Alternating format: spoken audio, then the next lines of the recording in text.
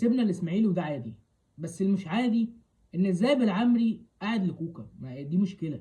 يعني ازاي بالعمري قاعد لكوكا؟ بالعمري نزل غير رتم المباراه، في لمسه، في حاجه بتوحي ان انت على موعد لاعب كبير. شفت النهارده اما لعبت بن شرقي في مركزه فرق جامد ازاي؟ يا جدعان بن شرقي مش وحش، بس بن شرقي اديله مكانه. انما ما تلعبوش يعني الوينج اليمين وتقول لي اصل مش عارف يلعب. لعبوا لي في مركزه واقدر اطلع الومه.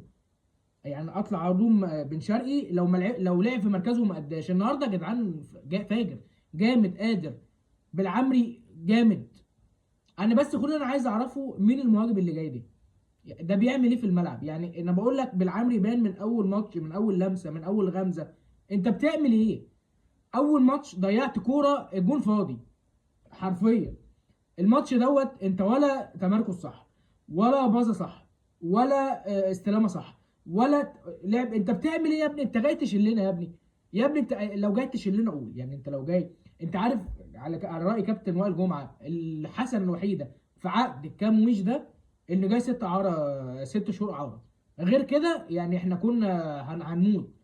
فاتمنى لو هو مش، لو هيكمل معانا بالاسلوب ده ما نفعلش بند الشراء، لان كده مش هينفع.